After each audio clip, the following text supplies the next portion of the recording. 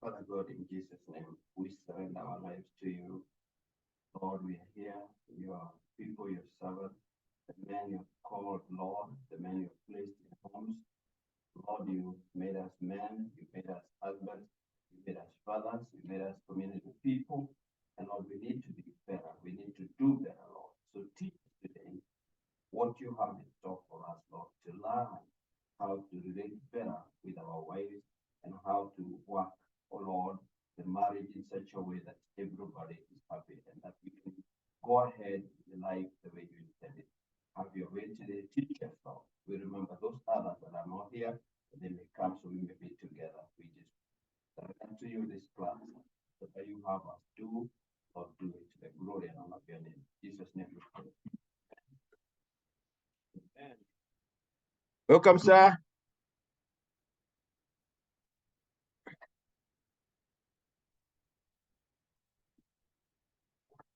Good morning. Morning, sir. Morning. Yeah. Good morning, good morning, good morning. You need to be in the picture. Okay. Well, there's a lot of excitement in here. First time I've ever seen it. When I was speaking, I was leaning on the edge of the chair. Yeah.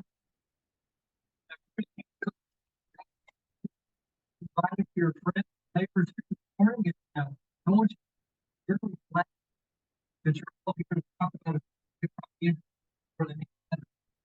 That's what you have said. Not to want to give a statement. Here's what they said.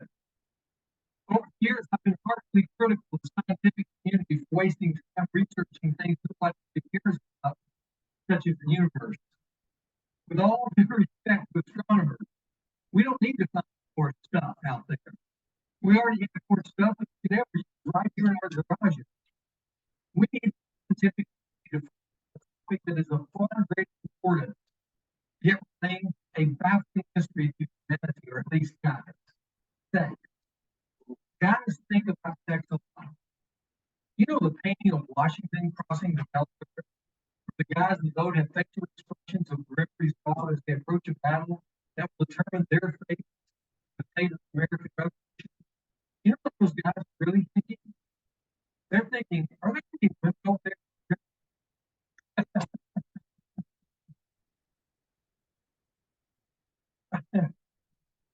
But despite the thinking virtually nonstop about sex, guys make very little progress towards answering such basic questions. How can we take more of it? How much talking is required? And what is the role of Jordan? Well, I we do a little different today because we're going to hopefully make a little progress in the area of sex. As you know, the time is improving your sex life. And this morning we want to begin by looking at some of the challenges that revolve around men and sex. Of course, there may be differences between sexes on sex. Hope you at least have a hint of that. That's how you go through life.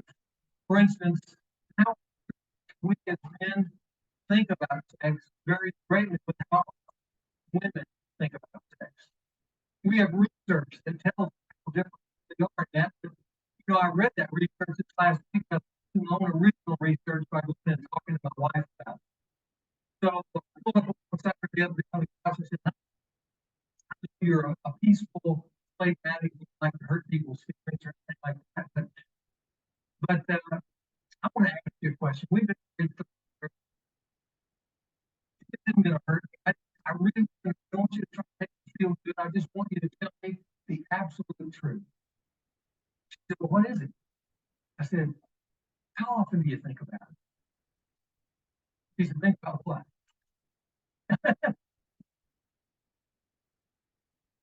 Said, how can you think about sex between you and me? She got about it. Then she told a friend. Then she looked at me. She said, well, you want the truth? I said, yeah, tell me, give me the truth. I can take it. She said, maybe once a day. I said, once a day? She said, that's right, once a day. Well, I said, you're average. That's what exactly the research says. That on an average day, women think of sex about once a day. On the other hand, guys think about sex about 33 times a day. That's how different they really are. Women think about shopping 33 times a day. But thinking of sex that much, that often throughout the day, let me tell you something, guys. That puts a lot of pressure on us as men. Because what do you do with all those thoughts? And really, the key question that's right there on your outline is this: how do you manage sexuality? You think about it, dwell on it.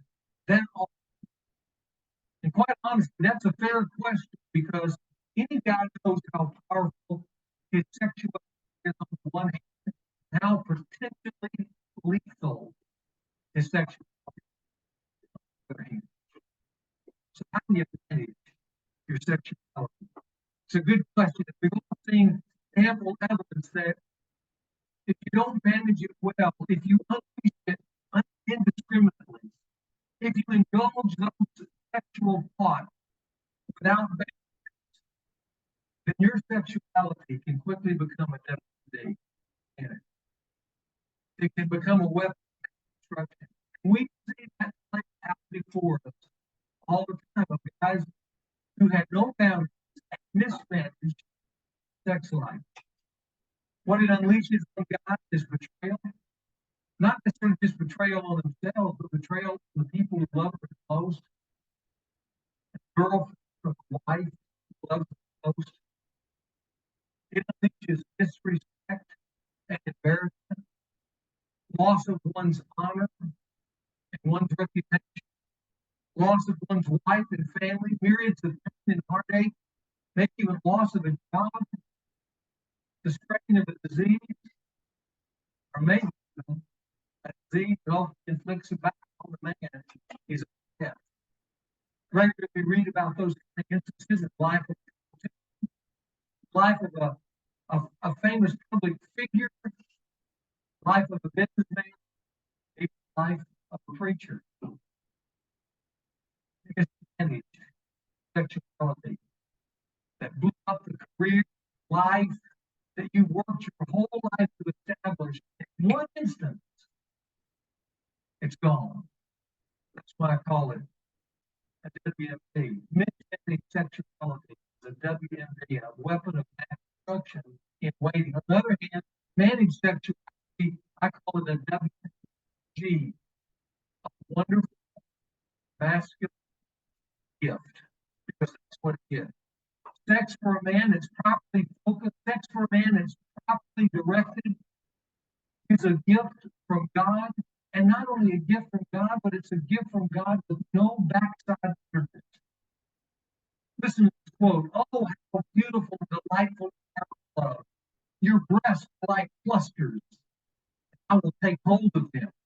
And your mouth tastes like the best wine. Now, that's not a free some HBO special. That's a quote from the Song of Solomon in the Bible. Let her breath satisfy you at all times.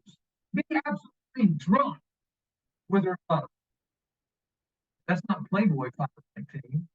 That's Proverbs 5:19. Some of you guys are probably thinking, "Man, I gotta get a Bible." There's good stuff in there. And you know what? There is good stuff in there because here's what the Bible tells. It tells that sex is a WG. It's a wonderful, masculine gift from God when managed responsibly. Now, I'm going to say this at the outset before we jump into everything. Because here at the outset, you're talking about sex management. I need to tell you guys on the front end that I believe sex is best managed within the boundaries of marriage. Our world does not believe that. But then you can look at our world and the message that it creates. But in saying that, that presents a challenge for me as a communicator and for the single guy sitting out the audience. Because we're going to dive deep into sexuality and sex. So I have to make a disclaimer right on the front end, and that is for you guys. I want you to know that but I believe that everything that I say is for you for future reference. Anything that I say that's used outside the boundaries of marriage then becomes a WMD. So I say just to let you know what we're really getting is a sneak peek, but I also want you to know, because I've been where so is the rest of us, that the things I'm going to say, I wish somebody would have told me when I was single, because it gives me a healthy, clear, I think, correct view of where I'm headed in life, how I can turn this thing that pulsates within me, this incredible power that I feel every day, how I can manage it wisely rather than making a mess of it. So with that said, let's dive in and look at what every husband with his wife understood about him sexually. And since a lot of listen to men's fraternity tape, I thought it'd be good to say, listen up, ladies. This is really important stuff. Here's 5 things that you need to know. Here's the first thing. My drive is powerful, persistent, and normal. Did you hear that, Don? Betty? Somebody want to give you a name here?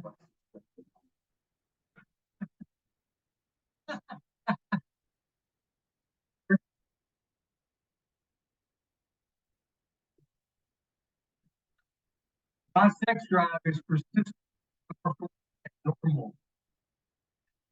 I'm not weird. I'm just a man. I'm not a sex fanatic. I'm normal. I've got 1,300 guys in here to prove it, because we're all pretty much the same. Research has demonstrated that men are required to regularly feel the need for sex. We're wired that. It's a strong impulse within us.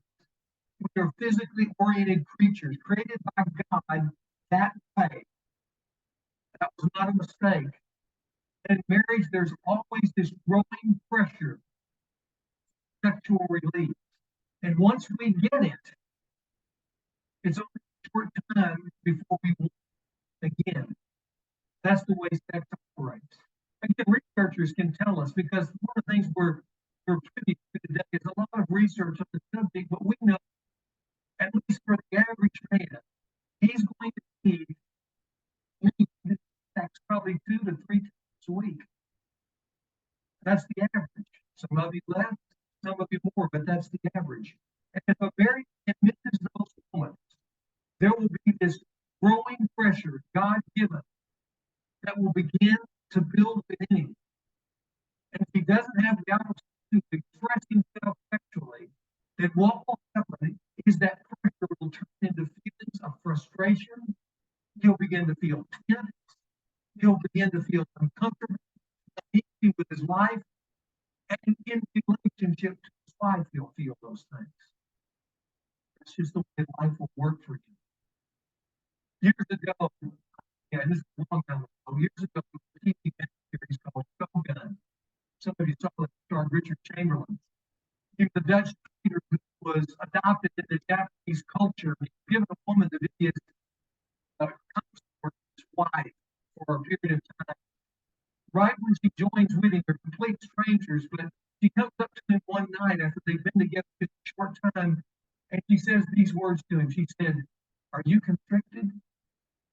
He says, "What? Are you constricted? You pillowing?" And what he discovered is that this woman understood a man. She understood that without regular sexual release, he would get constricted. That was a good term. Remember, as a young married man, I turned to my wife and said, "This woman knows what she's talking about." In fact, I've borrowed that for all these years later. And every so often I'll drop up next to my wife and say, Chris, and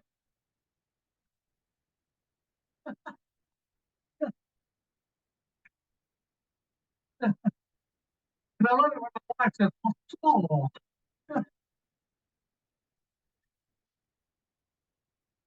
But with them there, guys, it really, that's just the way men are, and that's normal.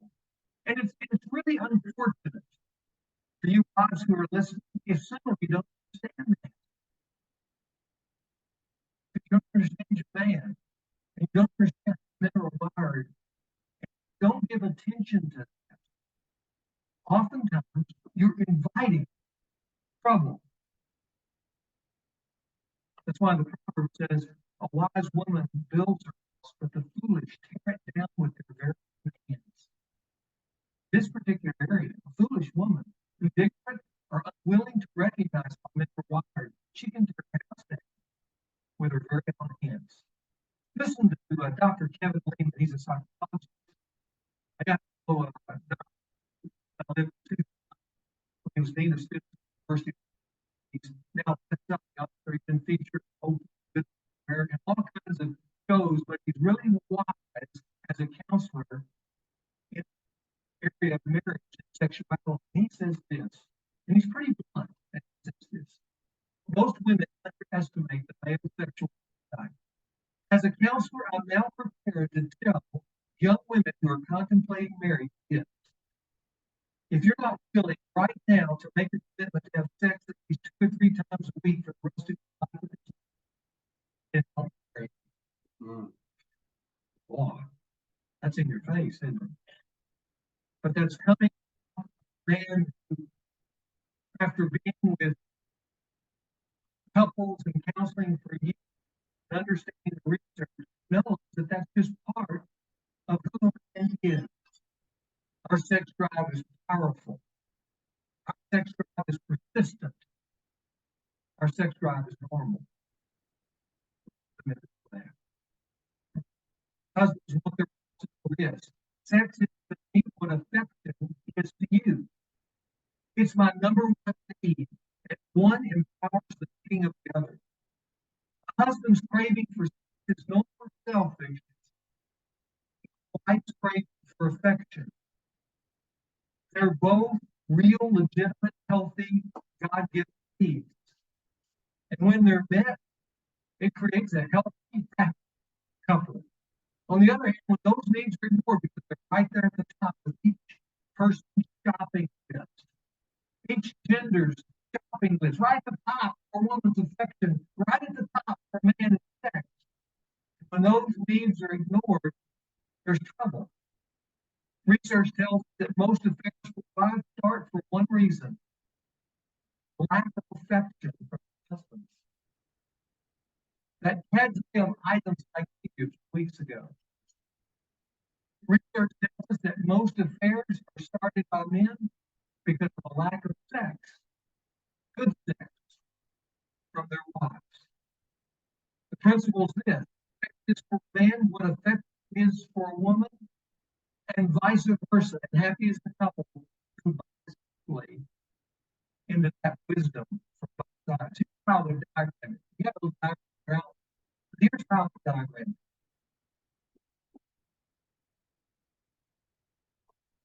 When a man experiences sex with his wife, enjoys her physically, then afterwards, or in the midst of that, and afterwards, he feels extremely close. That's where men feel close to their wives. It's in that physical unity.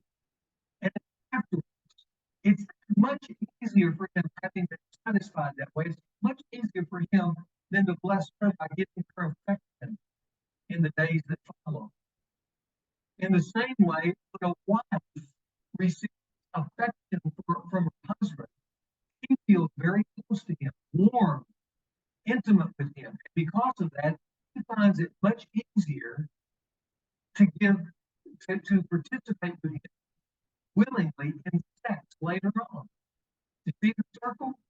How that works? On the other hand, if a man withholds affection from a woman, ignores her, he's too busy and too preoccupied, but then he wants sex, the woman deprived might go through it, but she withholds herself because she's not really ready for it. And her needs met. And the man not enjoying his wife in sex or feeling his wife is holding back from her, holding herself back from him, or refusing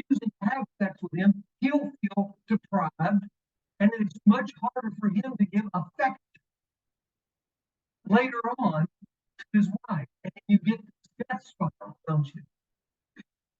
Now look at that for a moment, because you know what I call that diagram? The chicken and the egg diagram. You know what I mean? So which comes first? Husband giving affection or wife giving sex? It's a good question, isn't it? That's always the question in the home. Which comes first? I have an answer for you. I want to put you back to section 1. Paradox principle. That's how I answer it. If you want to live a life, you're going to choose to live. That's going to make this circle not become a circle of death, but a circle of life. Sex is to me what affection is to my life. Third, sex for me is a grand oasis in the midst of everyday life. Think of how I feel this. It's a place where I can escape and still experience moments of pure fun. Am I speaking truth, you guys? Isn't sex just moments of pure fun? A moment where if I could use an old Beatles song, all my troubles seem so far, where I can just enjoy blissful the life of life. You know, you see guys all the time wanting to go back and recapture youth because life in middle age starts feeling heavy. You're so responsible. And so you see guys, you know, want to go back and act like a kid again. The truth is they think something strange because you can't go back to high school. You can't go back to high school football as much as a lot of us would like to, or high school basketball, or those fun things we did in high school. You can't go back to college and the fraternity. You can't go back to, if you're married, to act like a single guy when on any whim you can pick up and spontaneously do something. You can't go back there. But as fun as that was, but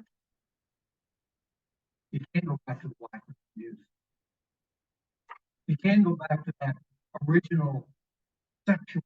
If you've been encouraging it all through those years, there's nothing more fun than having a romp with your wife on the cheese, on top of the cheese, or in the hot tub, or under the dining room, or for real fun. It's just a moment where life is good. All my worries for a moment, they're off my back. And just pure fun. That's what sex is for me. Fourth, satisfying sex assures me in my that's what my wife is. At a primal level, it reassures man he can perform. And we men are performers. We're action figures. We want to know that we're good at something. And all through life, we're measuring ourselves, both at work and at home, our performance. And you know, sometimes we don't perform well. Sometimes we get beat up during the week at work. We lose the big sales contract. The boss is on our back. We're not performing well there. Life doesn't feel good. We've lost that big deal. We're behind in our bills. And on top of that, I went out and played golf today with the guys that got drilled. And then I come home, and my wife responds to me. And suddenly, I feel good about myself again. I can do it. I feel energized. I'm not a winner. I'm not a loser. I'm a man again. I can do it. Because of the energy of that intimate moment, I'm ready to tackle the world again. Oh, if women only knew the power that injects into his life. I want my wife to know that. And in those moments, even when life is tough on me, moments would reassure me in my manhood. And finally, we husbands look at wives for this. That real sexual fulfillment for me is impossible unless I can sexually fulfill you. There's no greater lie in the universe than the one that sometimes is perpetrated in small small circles of women that all men want is sex to please themselves. That's simply not true. For every husband deep down, real is deep last need in the bedroom is to please his wife sexually. And when he does that, and he knows he's doing that, and when he tells he's doing sex goes away 15 seconds of personal ecstasy and personal ecstasy. When he feels that from her, it's responding to him the deep sense of mastery fulfillment. I can perform in a way with a woman that pleases her. And that makes me feel like a man at the deepest levels. It's the gold medal for men in sexuality when they please their partners. And wives need to do it. Those are 5 things, kind of 5 starters that I want wives to do about every husband here. But what about our wives? What do we need to know about them? Let's turn to them for a minute because that's really where our focus in this series that we're going through it in and at work. At the top of the list, here's what I want you to know. I want you to know about a special aphrodisiac for women, for wives. It's right there in the line. It's called before play. The 5th by key principle behind it.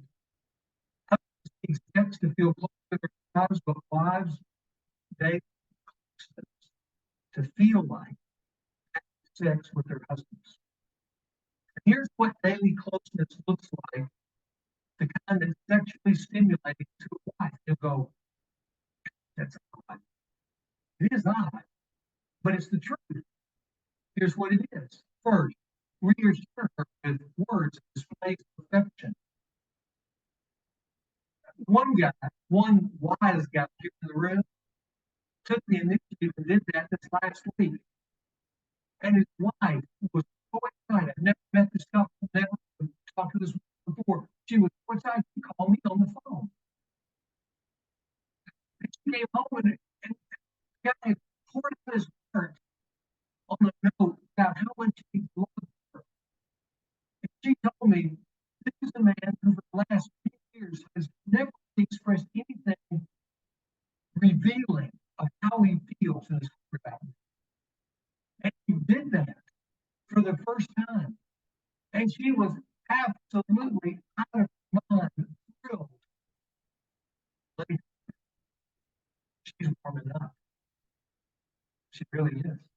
He has struck gold in the relationship of understanding how to deal with a woman. Reading her with words of affection. Secondly, daily practice the romance of one sacrifice. One little sacrifice.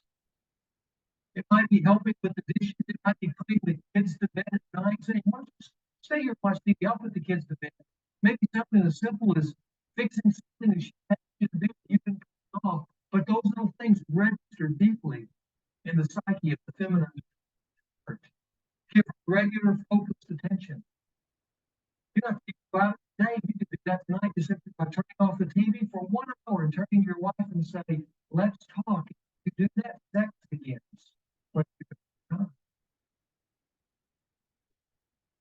Speak love language often. By now, you probably ought to know what you release application project. You ought to know what that is. Surprise her with a gift that's out of the ordinary. A note, flowers, a surprise getaway. Surprise by initiating something that fits today. Just ask the question, what does she like? I remember a few weeks ago before Arkansas played Texas in the big game up in Fayetteville, I talked to a guy who loves the Hogs. I said, "Man, he's going to the game this week?" He said, "Well, really not." And I was shocked because I know how much this guy loves the Razorbacks. And I said, "What are you going to do?" He said, "Well, I'm taking my wife to the symphony that night to hear some Italian I've never heard of sing that she loves." I kind of stepped back and said, "Man, I'm really sorry." And he said, "I'm not," he said, "I know how much that means to her. And I'm willing to let that go." And boy, I just kind of started clear. Said, you are a giant. You are. Because this guy gets it. He gets it, and he's surprising his wife out of the ordinary, and that registers deeply as affection in the life of the woman. 7, stay actively involved in loving your children. If you have kids, guys, this is one. I've always noticed that when I go out of the way to do things with my kids, maybe take a special little date or get extra birthday or something, or be a part of some of the in their life, and dad comes in and helps them work. I found that over 33 years of marriage, a direct correlation between moments like that, really love the kids, my wife responds to me sexually. When I love the kids, I'm loving her at the deepest level. And when I love her at the deepest level, she wants to love me at the deepest level too. Then finally, number 8, keep your relationship free of unresolved conflict. We talked about that last week. Unresolved conflict kills. It kills any sense of responsiveness sexually between a husband and wife. If it's good in your relationship, it's going to be frosty in bed, I can assure you. So now, here's what you do. Look at those 8 things, guys, for a second. Look over those actions. It's filled out. Here's what I want to pray for Theo. All the above is the beginning point of sex for every wife. It's the feminine Viagra, the foreplay. And when you get it, you'll get it. It's a fair exchange. That's the way the world turns. That's how a good marriage and a growing, healthy sex life mesh together. You're giving the right things, you're receiving the things you most. It's kind of like what one guy told me who gets it. He said this, and I even put it down here. I like it. It's a fun phrase. If you want things to come up, you got to say. That's really true. Yes, the paradox principle is, doesn't it? Well, let's go on and explore how we enjoy sex with us. What's our part? Helping our. I want to give you 3 perspectives that I think will really help you and partner and even encouraging in this very area that's really most important to you. Here's the first thing, and this is probably important for you guys who are younger, married. Start with the perspective that a wife and I are not at the same place sexually. There are 4 stages in sex. There's arousal, there's lovemaking, there's intercourse, and there's orgasm. Those are the 4 stages that we cycle through. But in each of those 4 stages, a woman is vastly different. And one of the great mistakes men make in regards to their wives, especially young married men, is they think that we're pretty similar in each of those 4 stages. We engage each other sexually.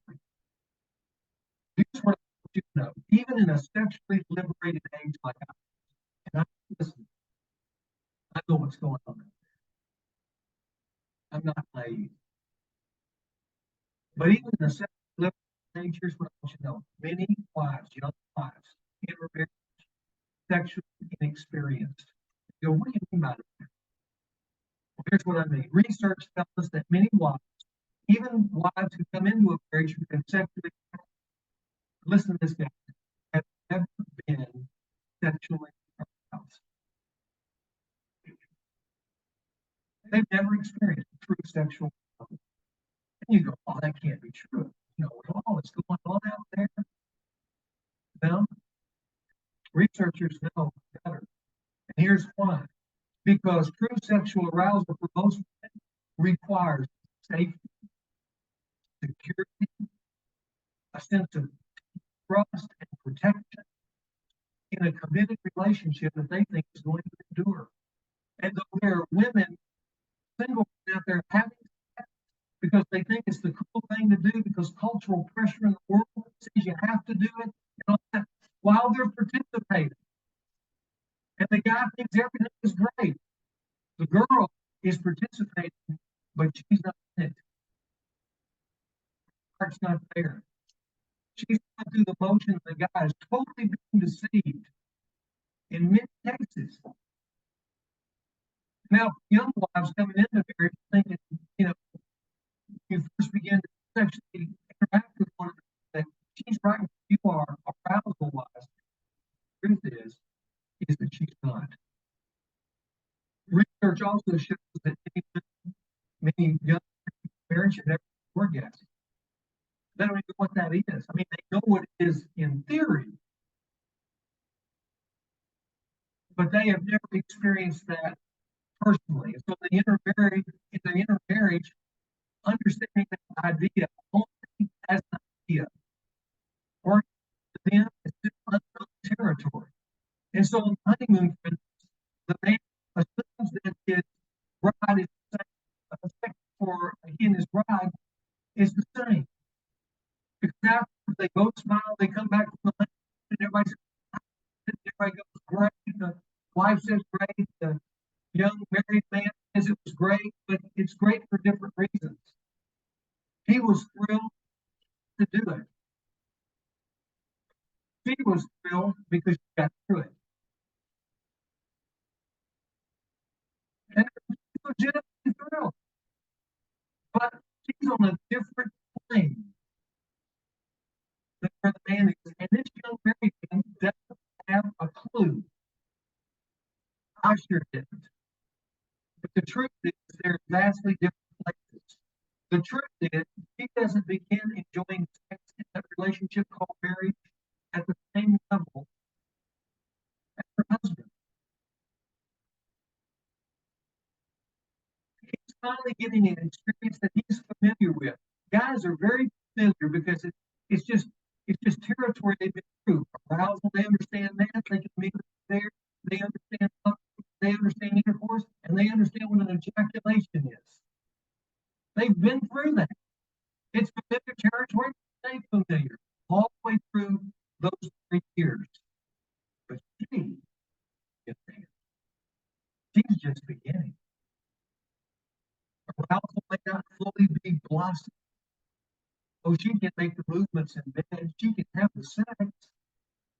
But in those territories without the arousal, she's maybe just kind of working her way through it, and maybe there's no sex at all. In fact, for a lot of women, they don't even necessarily need that to really enjoy lovemaking. Guys don't understand that.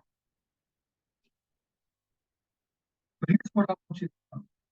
After you're married, if you can understand you're not at the same place, after you're married, you need to know as a husband that you are the person who helps your wife get to where you want her to be sexually. You're the one who helps her get there. You're her partner. You're the one that holds her hand, so to speak, and leads her into a better place sexually.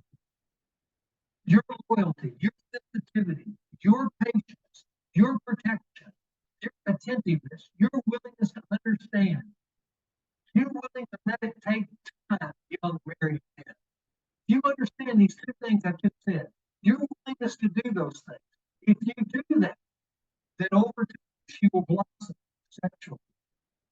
And in time, as you are married together, what's going to happen is your sexual intensity started high. It may high for a number of years. It will start to wane later on. That's why Viagra is a big dollar industry. On the other hand, your wife's sexual intensity that started lower, maybe for some real low because they're totally inexperienced, and the virgin is really inexperienced. It will start low, but given the sensitivity and understanding of her husband, not forcing anything too quickly, being patient and over time, her sexual intensity will rise.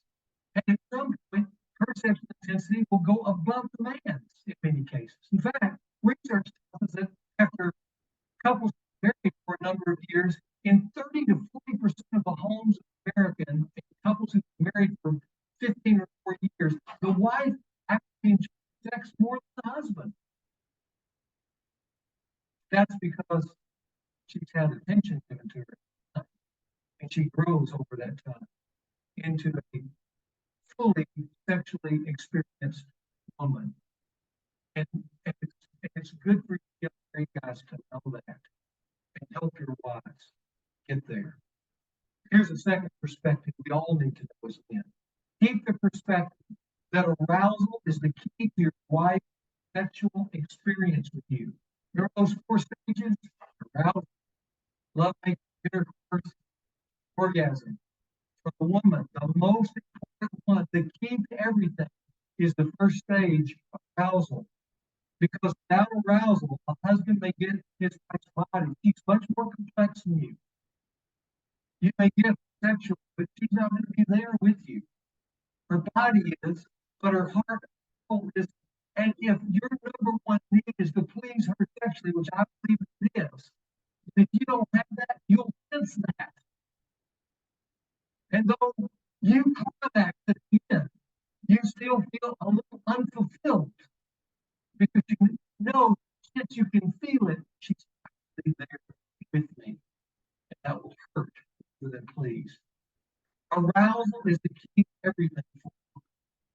A woman's arousal is much more complex than man, but to help us, I want to take it down. Okay. So here, I want you to. This is an easy little formula to remember. Here's arousal for man. Y'all know this. Arousal for man takes 10 seconds. I'm actually kidding, but it's close to that. We're like microwave ovens. You know, your wife steps out of the shower and you push the button inside yourself. There's 4. You know, you're sitting there at the dinner table and she leans over and blows up rouse, and you go, you're ready. Isn't that right? That's us. That's fun. That's fun. Didn't work that way with fun. Arousal for her. Oh, yes. Your wife did it. Every scoring system. Oh, Lord. Okay. Arousal for her is you took out the trash, 1 point. You gave her a hug before you went to work, 1 point. Drove the carpool, 1 point. See? And somewhere along the line, you're going to build up enough points in her complex relationally created system. And when you hit 10 points, she's ready. That's the way it works. Here's what you know, guys. Arousal is to get aroused. She has to have a man who understands how to build your life on a basis. I can't emphasize that. Then finally, here's the last perspective. Last perspective. Establish a track record of being safe in bed. Now we'll go a little longer, guys, so just relax. There's a lot to say in one session. I think we need to have it all in one session. Establish a track record of being safe in bed. Because the more you provide safety in bed, the more your wife can relax and abandon herself to you. And that's important. So here are 5 suggestions for establishing safety. Here's the first. Never force anything. Never force anything. You can be creative in bed, that's good. But forced creativity wounds. And it will take sometimes months or maybe years to pull back from forced creativity. You'll have a place for that. Trying to force your wife into some orgasm, you think that's the way it's got to be. And she can enjoy sex even without that. We don't understand, and I don't. He does. It's not going to help your relationship. It's going to hurt it. So never force anything. Let your wife grow sexually at a pace that she's comfortable with. And if you're providing safety, then she'll want to be more creative in time. She'll like that. But it's because with each new movement or change, she's got a track record behind her with you that's safe, so she's feeling she will stay safe. That's why she's never forced anything. Second, stay pain free. Years ago, I had the opportunity to interview Dr. Ed Wheat. Dr. Ed Wheat is famous for his best-selling book Intended for Pleasure, a book on sexuality and sex. And I was sitting with him in his living room. I asked him, I said, "Ed, what's the one piece of practical advice you would give every married man?" And without hesitation, he said, "Always ensure that you're free during intercourse." I said, "Really?" He said, "Yeah." He said, "I would always use a lubricant. Always." Anyone who knows much about sexual intercourse knows that a wife is wrapped, she lubricates her vagina, that kind of thing, and that helps sex, but there will be many times where it's not really enough, and when it's not enough, there's irritation and even pain. And when that happens, that puts a little doubt in the wife's mind. So the next time you're approaching the intercourse stage, she's thinking, and what that does is that back. That keeps her from being fully abandoned to you, especially you guys. An inexperienced wife can find that's the case, and every time it becomes irritating to have sex, then that step back to sexual relationship. So I would recommend, as Dr. Wheat in his wisdom, always have with him. For sexual intercourse, so she can relax and enjoy this kind of free. Third, know what she likes and what she doesn't. The best way to do that is to ask her, "Honey, does this feel good?" A little communication during sex is a really healthy thing. Most of you don't talk a lot, but does this feel good? She can tell you. And you can give her permission to tell you what she likes and what she doesn't. That's very helpful. The best married couples don't guess in sex, because when they guess, eventually the guy's going to guess wrong and do something that's going to hurt her, and that's going to create doubt. So just create a little communication, because in lovemaking, if you have a few little directives, remarks is the difference between good sex, ordinary sex, and great sex. So communicate. Fourth, don't rush through sex or overly concentrate on hot spots. In their insightful book, The Gift of Sex, Clifford and Joyce Penner make this remark. I think it's good. They say this: one pattern typically practiced by husbands that causes frustration with wives when a man finds a place that is arousing to his wife and becomes attached to it and stays there. Women we speak with regularly ask us to tell husbands two things, and they're talking about thousands of women they talk to. And women say, "Here's something you can tell my husband that would help." Two things. First, don't be in such a hurry for sex.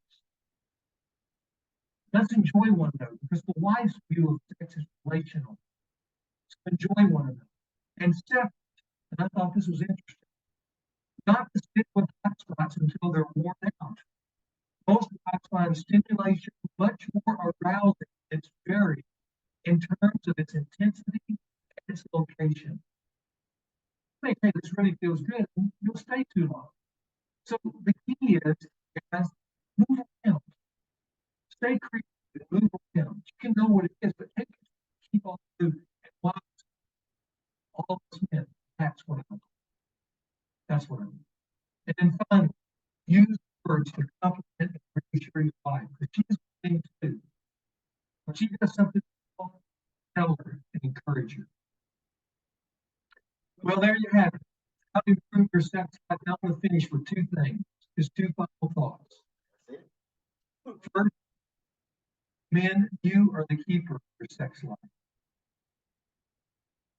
So take responsibility for it. Here's how you can take responsibility for it. Reminders. First, always remember you get what you give. It's the law of life. The golden rule is also the golden rule for sex. Give and give to you. Never forget that. And if your sex life is taken or not doing well, don't blame your wife. Your first move would be to look at yourself and ask this question: am I giving her what she needs? Because invariably, if you are, you'll be getting what you need. Second, initiate conversation about your sexual needs with each other outside the bedroom. If you'll notice when you're down to that application project, there's an opportunity to do that this week if you choose. Third, keep growing in your sexual understanding and insight. You can do that because there are great books on sex that you can read available in our bookstore at Barnes & Noble or any of the bookstores. Just read, because every time I read a book on sex, I always go get insight, and it's helped me. Fourth, don't sell out the fantasy. Don't sell out the fantasy. Don't sell out the path to a rich sexual relationship with your wife, masturbating in front of a computer screen.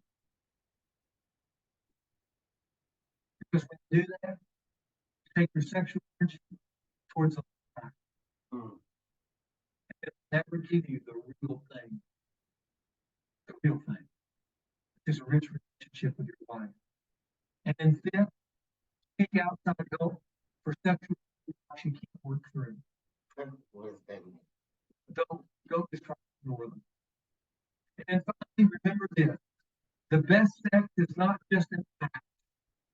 It's not just an act. It's 2 lives of community.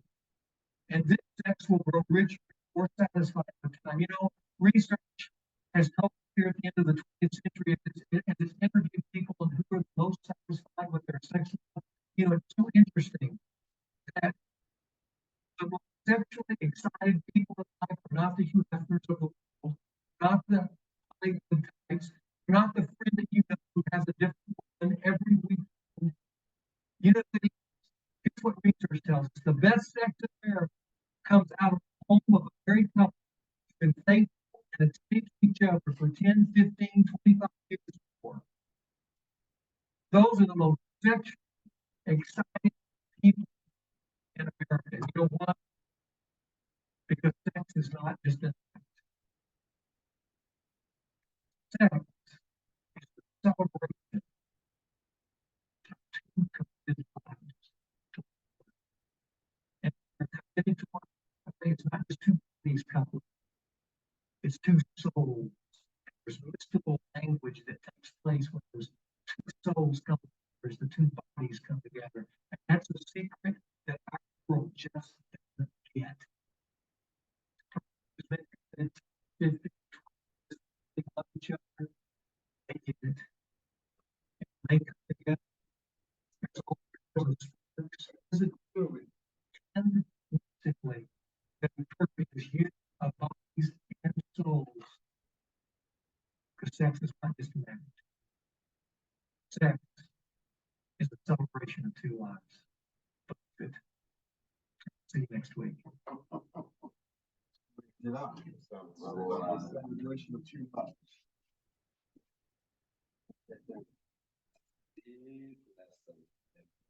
Okay.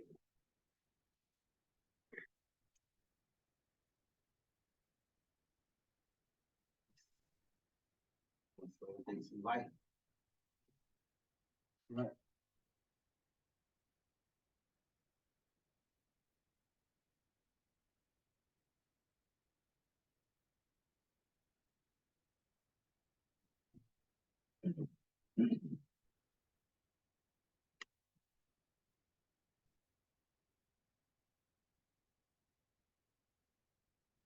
Okay, gentlemen.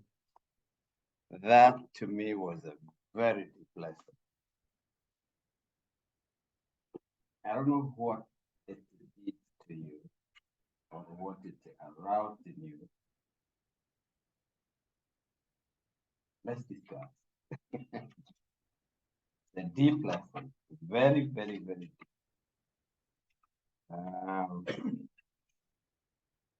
So, page 34.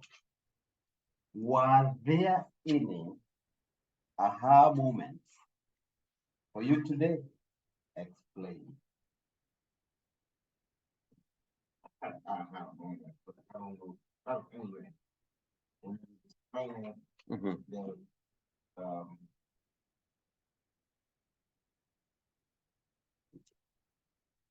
not the fact that he was explaining that women can enjoy sex without having an orgasm too, is the fact that men don't understand it and we basically don't need to.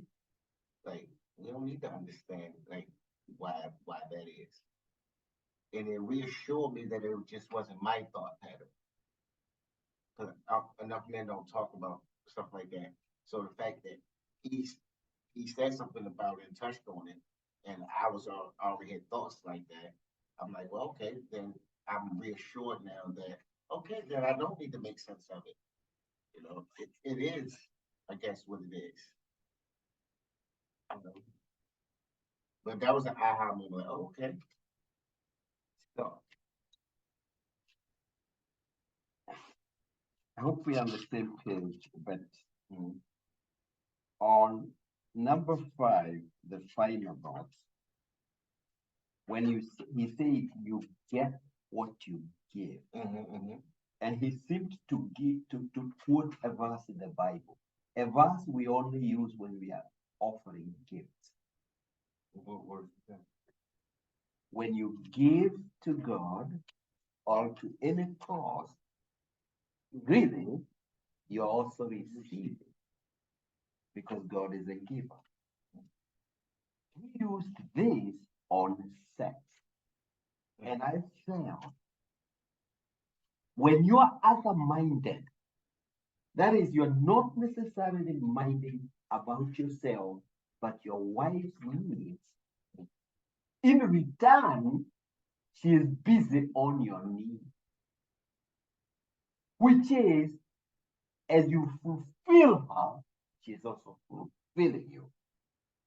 And that was an aha moment. Because you know what? In just about 2 weeks, we'll be 34 years married. And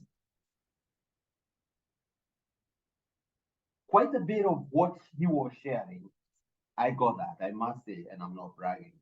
I got that. We have come to a place in our lives, my wife and I, that we don't struggle.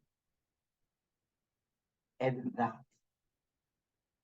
she meets my needs and I meet her needs, and that we are simply other minded. See the way they are talking about 2 to 3 times? We remind each other. Let's not fall short of our regular diet. So you have to come to a place where you decide what is your heart, what is your diet, what's the best of it. Are you okay with 2? Are you okay with 3? Whatever it is, and I must say I'm okay with 2 to 3. I'm okay with 2 to 3. When I was much younger, it was daily. And then we got busier. Sometimes we would fall to 1 in a week, but that was very little. Then we've been to 2s and to 3s, and that is where we have plateaued. And we remind each other, honey, we cannot. And the word I'm using, we use that very naturally for one another. We're not struggling. So, my next aha moment is depending on the insecurity that there could be between husband and wife. That's where appetites begin to go elsewhere. Because if she cannot be safe with you, then you're gonna starve, right? If she is safe with you, then she'll be inviting you, and you will not struggle. I see. Before people marry, they're wondering whether they'll get somebody to love them, and they are very much into themselves. But when you get a wife and finally you discover she's all for you and you're all for her, you settle down and she settled down. And now it's a question of balancing this thing. Never lash to it, never be rough. If you want to take my point, we had Dr. Lewis's point. Just be other-minded. Just be other-minded. If you meet that lady's need, she'll meet your need. That's the equilibrium. I have discovered that in 34 years that I've been married. And I knew that by the time we were hitting 25 years, because she began to say, and if you ask me again, I will marry you. And I actually made a situation where she'll marry me again. And that's when I got my second ring. And I always wear this. If I left my house, drove out, and I didn't wear them, and I discovered I forget them, I turn around and go back get them. Because I'm totally satisfied, totally yielded, and I know I want nothing else than her until one of us is taken home. So when he was saying that sex is what? It's a celebration of just the two of you. Remember, the best sex is not just an act, it is two lives in community. This will grow richer and more satisfying with the time. I have seen it happening like that. I've seen it happening like that. So that was my aha moment. Another aha moment was, he kind of said it real fast, out of the way that men go through those four stages: arousal, love, and of course orgasm. We're very familiar with that territory. You know, like it's like, and that women sometimes can go a long time before they can kind of skip parts of it and jump in and out of it. Like they can skip past arousal, get into love, and you know, and then while they're in love, they can somehow get aroused during that time. You know, but and then all of that they can have intercourse, all of that, and may even have some orgasms. But they're not familiar with the process like we are. It's like a like hit the button, bing, 1, 2, 3, 4. You know what I mean? But with women, it's like a combination lock. You know, you might go directly to the orgasm or intercourse. You know, like what I'm saying is we're way more familiar with the territory than they are. So that was an aha moment that, hey, my wife doesn't do it like I do it. Like it's not like she might be ready to have intercourse, but she might not even be aroused. I think it has to go through arousal, and arousal is way before. Right. Way It's before. not the same meaning as ours. It could be when you're cooking. Right. It could be when you're watching a movie. At some point. Arousal happens. So that when you get to the bedroom, now you go to phase number 2, which is love making. Long before intercourse, love making, it is the foreplay. It is what you're doing now when you're getting ready to get into the act. And then intercourse is the third course. It's like going to a restaurant and you're having all these, the appetizer, and then the real meal, and then the dessert. Yeah, yeah. So the dessert is really happening right there when you have had orgasm and you're lying there and not in a hurry to leave. Wow. These two guys have not talked, and I will still let them talk. But I want to say something. I want to say something in biology. Biology, the science of the body. You know, I worry about that he talked about the lubricant because it is possible that a woman doesn't lubricate. If she doesn't lubricate, then there will be pain. Of course. And he talked about that guy talking about that he gave the advice you must always have some kind of lubricant. I don't think he meant like go buy some. I think we need to discuss that. Sure. Naturally, I have had my wife thanking God and for our marriage and saying, and I'm so excited that we always lubricate. I have heard it from women that sometimes lubrication is a problem, and if it become a problem, it hinders sex. Now I heard it here. I heard it here. Naturally, we have never had that experience that she wanted. Remember, it is hard to lubricate. If she won't lubricate, then you guys have to wisen up. That is when you have to have lubrication. You're talking about You're saying you don't think it was to buy. No. Yes, sometimes you have to have that. I think he did mean to buy. He did mean to buy. Oh, He wow. did mean to buy. Because, hear me, this is biology.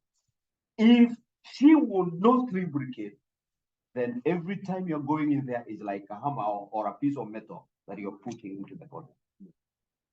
That is what they mean. Okay, well. Because but she didn't lubricate, how are you gonna go in? There's other ways to lubricate than going to buy some stuff from the store is what I was saying, without going into full details.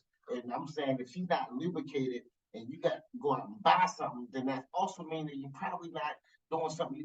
There's other options No, than going out to purchase It lubrication. is having lubrication You got to go in that in thing the like an house. engine. In the house, if you discover lubrication did not happen, but already sex is already born in your mind, and you have to fulfill to finish it, then you have to have some lubricant. No, what? I don't understand. I'm missing something there. I'm totally missing something. Excuse Go my ahead, French. go ahead. I don't want I've read in different books that are women who have whether they can do it or not. You gotta, with a woman, you gotta know your woman. Yes, that's And- perfectly. And will just solve the problem every time, whether she's that type, whether she's in the mood or not, or whether she's lubricating or not, because her body might not be functioning that way, but she may be aroused but not lubricating. Yeah. So you can't go wrong just lubricating all the time. I'm not saying It depends on the person. So let's go to number C on page 32. Establish a track record of being safe in bed. Right. Now, number one, never force anything. I wrote there, forced sex wounds hurt. Do you know the number one trauma for women who have actually had a rape experience? Because during the rape experience, because she was frightened, she didn't lubricate. So it was a hammer being thrust into her. It was tearing into her flesh. And that is where trauma came in. That is where trauma came in. Never force anything. Forced sex would hurt. And that is, forced sex is actually rape. Can you imagine a husband raping his wife? Yes, if they did not come to that agreement that let's do it.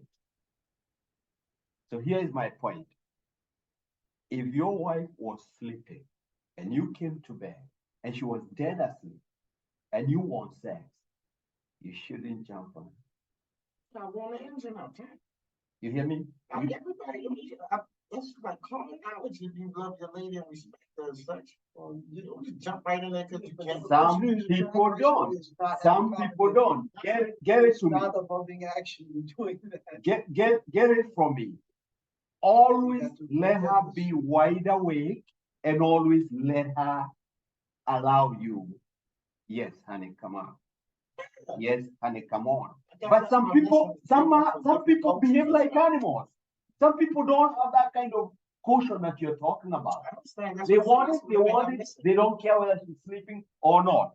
Here, this point, force, never force. This is a very key point. The necrophilias, and like you will have sex with a dead person if you can go do some stuff like that. No, it's honestly, like if you can just jump right in there while a person dead sleep, or try, you know what I mean? Seriously. I mean, that's just my opinion. I'm a realist. I'm like, well, come on now. That same person could have been passed away right there. If you're that type of person, and you, they really did, you even messed up. But here, you and I are doing this in a Christian context. There are people out there in the other wild thinking. They're animals. The animals. Thank you, Philip. The animals. It is the only one-sided how it is about me, whether she likes it or not. So I get it. So when I was a younger man, this would have helped me a lot in my early 20s. Because you used to be that animal. Yeah, you understand that? But I guess for me, I've learned over time you know what I'm saying, I've had enough tries at it, if that makes sense, to get better at it. You learn. You know what I'm saying? Yeah, so now certain stuff to me is like, well, that, you shouldn't do that, or this automatically makes sense that you should do X, Y, Z. So number three, And know I'm being what told she that's not likes, common. know what she likes Yes, and what she doesn't like, and respect that. If she told you stop, don't say you can't stop. If she says stop, don't say I can't. Know what she wants and respect it. It means maybe she needs more arousal. Go back to the arousal phase, whatever you do to arouse her. It's up to you. Whatever you do to arouse her. You know, maybe we didn't arouse enough. Yeah, yeah. Don't rush anything. Don't rush. Don't even over concentrate on some, just allow this to evolve naturally. I'm so happy when he gave this diagram here, affection, stay affectionate. you learn that over time, you learn that hot spot thing on trial and error. Like, nobody told me that I learned that through trial and error. But I guess that's good advice to give to a younger man or person that has no idea that you can't keep rubbing the spot too many times because you know that's the spot. You know what I'm saying? You don't know that until you burn that spot out. You don't know that. Somebody should tell you that. Like, that's good advice for someone that definitely did not know. Like, you can burn this. Like, it took you 2 months to find, you can burn it out. The old adage I go back to is, don't assume, because it makes an ass out of you and me. Don't assume. Don't assume. Don't assume. Because it So- makes an ass out of you and me. So I can conclude here that sex, when it is completely not a joy, that's why you find people staying just like roommates, Yes. staying just like housemates. And one day, somebody just decides it's not working.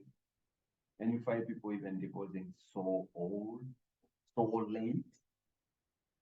One of the things to find out is that there was no fulfillment. And then all of a sudden, there is an affair. What happened? You lost it, somebody else got it. Somebody else got it. Grand thing is to continuously work on your relationship no matter what. Mhm. Like, you gotta continuously, like, it's not like once you get it, you're good. Like, all right, I got the relationship. It's like this growing, living, open. Mhm. All right, all right. What is one move you could make to improve your sex life after listening to today's session? Explain.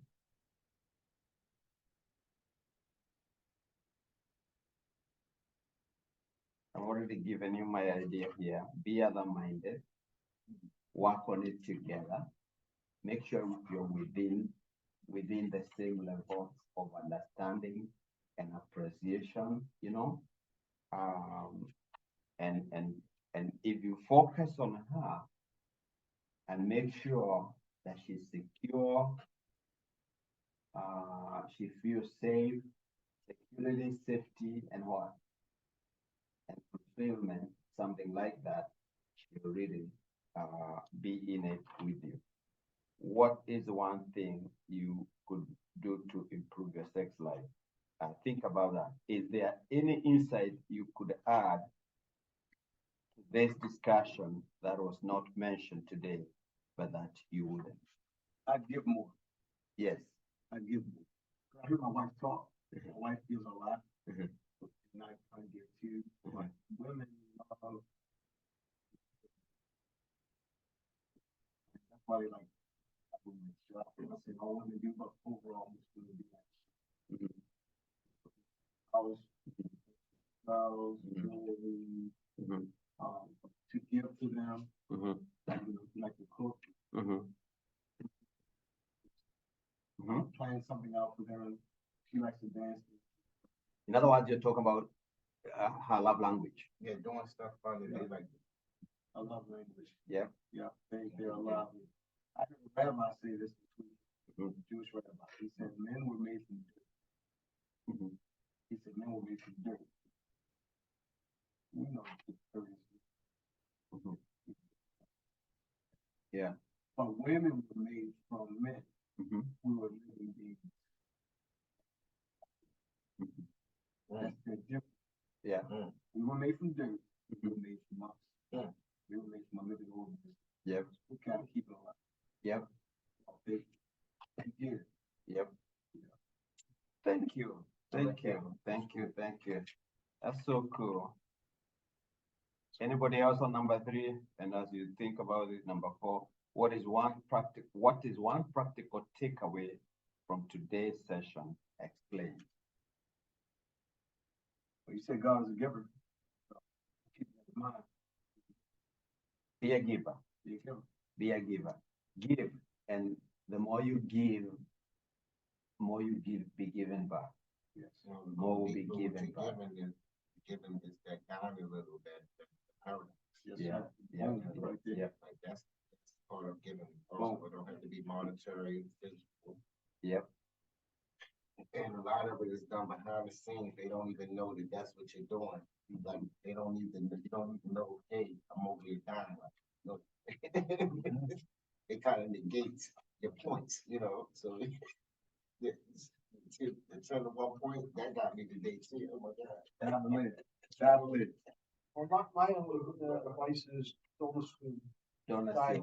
assume. Don't make an ass out of you and me. Yeah. Don't assume dialogue. Yeah. Yeah. Communicate first. Yes. That opens Yeah. the door. Yeah. That's the first thing we should do. My last take home still comes from the last point that he made. Sex is not just an act, it is 2 lives lived together, you know, and it will grow.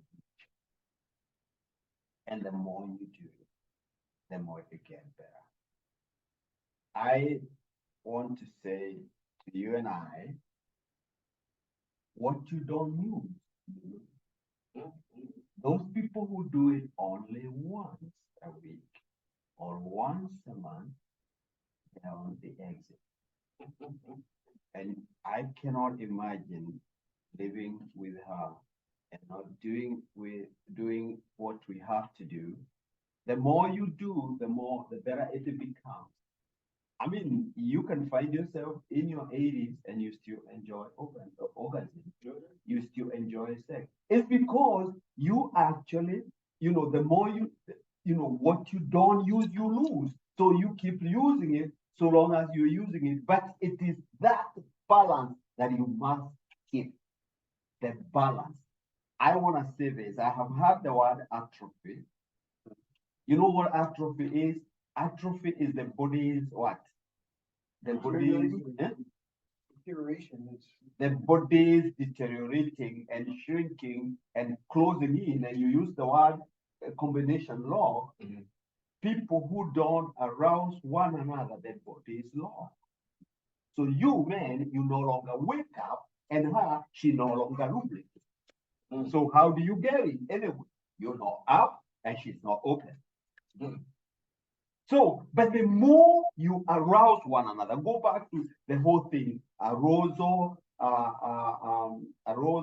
and then what was the term? Arousal, love making, intercourse, and orgasm. The more you're free with each other, no, this is not your sister, and this is not another woman. This is your lover.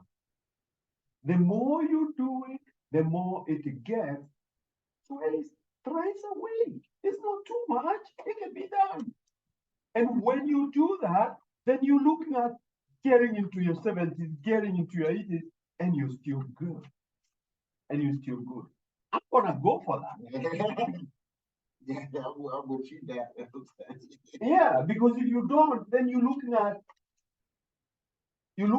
atrophy, you're looking at you ceasing to wake up anymore, and it's not good. That's not how God meant it. I have a diagram of 2 old people there snuggling. I want more than snuggling. Yeah, I know. Yeah. more than snuggling. Yeah, you. Anyway, moving around. This was an excellent this was an excellent lesson. Now listen, I have a request to make. I finished lesson 24 with a group in Kenya. I have only about a dozen